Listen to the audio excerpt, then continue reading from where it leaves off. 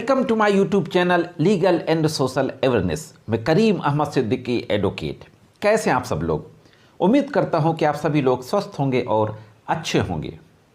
मेरे एक व्यूअर और सब्सक्राइबर के द्वारा एक बहुत ही क्रिटिकल सवाल पूछा गया है कि अगर कोई पति, कोई पुरुष अपनी पत्नी के आपत्तिजनक न्यूड पिक्चर्स और फोटो लेकर के सोशल मीडिया पे वायरल करने की धमकी दी जाती है, तो क्या उस व्यक्ति का यह काम 498A के दायरे में आता है? न्यूड पिक्चर्स वगैरह लेने पर, न्यूड वीडियोस वगैरह बनाने पर क्या उस व्यक्ति के विरुद्ध उसकी पत्नी 498A की FIR थाने में दर्ज करा सकती है या कोर्ट में 498A का मुकदमा कर सकती है? आज के इस एपिसोड में देखेंगे कि 498A के अपराध को गठित करने के लिए कौन कौन सी चीज़ें हैं जिनका होना ज़रूरी होता है। यह भी देखेंगे कि क्या 498A IPC के अपराध के लिए डाउरी की डिमांड ज़रूरी होती है। हाईकोर्ट के एक बहुत ही महत्वपूर्ण जजमेंट के बारे में भी इसी संबंध में बातचीत करेंगे। तो बहुत ही महत्वपूर्ण जानकारी है, इसलिए जुड़े रहे आखिरी तक। अगर आप प्रैक्टिस कर रहे हैं, आप एडवोकेट हैं, तो ये जानकारियाँ आपको बहुत काम आएंगी। अगर आप लॉ स्टूडेंट हैं, किसी भी तरीके की लॉ फील्ड से जुड़े हैं, या आपका कोर्ट में किसी तरीके का मुकदमा चल रहा है, तो भी ये जानकारी आपके काम आएगी। तो साथियों, शुरू करते हैं आज का यह वीडियो और देखते हैं कि इस संबंध में कानूनी जानकारी क्या है। वीडियो में आगे बढ़ने से पहले मैं ज़रूर आप लोगों से कहना चाहूँगा कि अगर अभी तक आपने मेरे चैनल को सब्सक्राइब ना किया हो, मेरे चैनल में नए हो और वीडियो को पहली बार देख रहे हो, तो मेरे चैनल को सब्सक्राइब करके बेल बटन को हिट करके ऑल पे सेट कर दें। और मेरे द्वारा वीडियो में जो जानकारियाँ दी जाती हैं, अगर ये जानकारियाँ आपको अच्छी लगती हों तो मेरे वीडियोज़ को लाइक और शेयर भी करते रहा करें, जिससे कि महत्वपूर्ण कानूनी जानकारियाँ और भी लोगों तक पहुँच सकें। साथियों, इस संबंध में आगे बातचीत करें उससे पहले ये देखना जरूरी है कि जो सेक्शन 498A है इंडियन पेनल कोड का, वो क्या कहता है। मैं आपके सामने हिंदी और अंग्रेजी दोनों में सबसे पहले मैं प्रोविजन को पढ़ता हूँ, इसके बाद फिर हम आगे बातचीत करते हैं। Section 498A Indian panel code कहता है, हस्बैंड और relative of husband of a women subjecting her to cruelty, whoever being the husband or the relative of the husband of a woman subjects such a woman to cruelty shall be punished with imprisonment for a term which may extend to 3 years and shall also be liable to fine। इसमें दो explanation दिए गए हैं। For the purposes of this section cruelty means, explanation a में cruelty को कहा, define किया गया, एक्सप्लेन किया गया है, any wilful conduct which is of such a nature is likely to drive the women to commit suicide or to cause grave injury or danger to life, limb or health, whether mental or physical, of the women। Explanation B ये कहता है, harassment of a woman where such harassment is with a view to coercing her, any person related to her to meet any unlawful demand for any property or valuable security, or is on account of failure by her or any person related to her to meet such demand। अब इसको देख लेते हैं कि हिंदी में क्या है।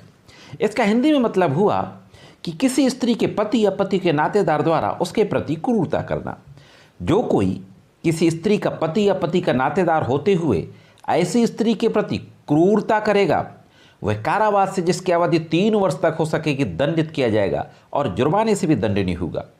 स्पष्टीकरण में क्रूरता का मतलब दिया गया है। स्पष्टीकरण ए में कहा गया है कि जानबूझकर किया गया कोई ऐसा आचरण, ऐसी प्रकृति का है जिससे उस स्त्री को आत्महत्या करने के लिए प्रेरित करने की या उस स्त्री के जीवन, अंग या स्वास्थ्य, चाहे मानसिक हो या शारीरिक, गंभीर क्षति या खतरा कारित करने की संभावना है। अथवा बी में कहा गया है, स्पष्टीकरण बी में, किसी स्त्री को इस दृष्टि से तंग करना कि उसको या उसके किसी नातेदार को किसी संपत्ति या मूल्यवान प्रतिभूत की कोई मांग पूरी करने के लिए पीड़ित किया जाए, या किसी स्त्री को इस कारण तंग करना कि उसका कोई नातेदार ऐसी मांग पूरी करने में असफल रहता है। तो साथियों, आपने देखा कि 498A में 2 बातें कही गई हैं। सबसे पहली चीज़ तो क्रूएलिटी है। किसी महिला के साथ पति या उसके नातेदारों के द्वारा अगर क्रूअलिटी की जाती है तो क्रूअलिटी करने से 498 लगती है। क्रूअलिटी, अब क्रूअलिटी में दो चीज़ें होती हैं। अगर कोई शारीरिक और मानसिक रूप से टॉर्चर कर रहा है जिससे कि उसके स्वास्थ्य को खतरा हो, उसके शारीरिक मानसिक रूप से उसको प्रताड़ित किया जाए या उसको इतना प्रताड़ित किया जाए कि वो आत्महत्या करने के लिए उत्प्रेरित हो जाए, तो वह भी क्रूअलिटी है। और अगर उससे डिमांड की जाती है किसी भी वैल्यूएबल सिक्योरिटी की, तो वह भी क्रूअलिटी है। इसका सीधा सा मतलब हुआ कि जरूरी नहीं है कि डाउरी की डिमांड की जाए। अगर कोई व्यक्ति अपनी पत्नी को किसी भी तरीके से प्रताड़ित करता है, उसके साथ क्रूरता करता है, अक्सर होता क्या है कि लड़का पैदा नहीं हुआ, लड़कियां पैदा अगर हो गई, एक दो लड़कियां पैदा हुई उस महिला के, तो ससुराल के लोग ताने देने लगते हैं। तो चाहे वो बच्चे पैदा ना होने का ताना हो, रंग रूप को लेकर के ताना हो, उसके overall body structure, body figure को लेकर के ताना हो, घर में अच्छे से काम नहीं करती, खाना अच्छे से नहीं बनाती, इस बात को लेकर के ताना हो, किसी भी तरीके से अगर कोई ऐसा काम किया जाता है कि शारीरिक और मानसिक रूप से वो प्रताड़ित होती है, तो भी वो क्रूरता मानी जाएगी। कोई भी ऐसा कृत्य किया जाता है ससुराल वालों के द्वारा जिससे कि वो आत्महत्या करने के बारे में सोचे, तो भी एक क्रूरता मानी जाएगी। या उसको कोई चोट पहुंचे, जो मारपीट है, वो तो क्रूरता है ही। या उसके स्वास्थ्य को खतरा पैदा हो जाए तो भी क्रूरता मानी जाएगी।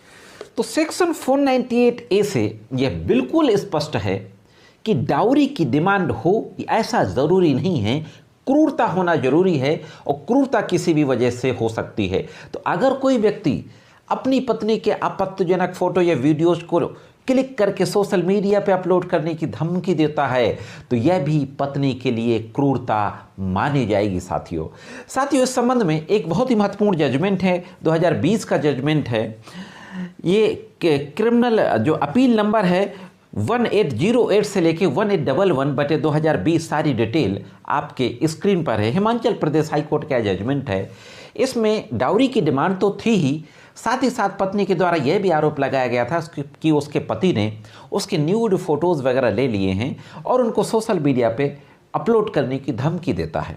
साथ में डाउरी की डिमांड भी शामिल थी और एंटीसिपेटरी बेल के लिए वहाँ पे गए थे। तो हिमाचल प्रदेश हाई कोर्ट के द्वारा एंटीसिपेटरी बेल पति और उसके परिवार वालों की खारिज कर दी जाती है। इसमें 498A के साथ साथ इंफॉर्मेशन टेक्नोलॉजी एक्ट के सेक्शन 66E और 67 के तहत भी FIR दर्ज की गई थी।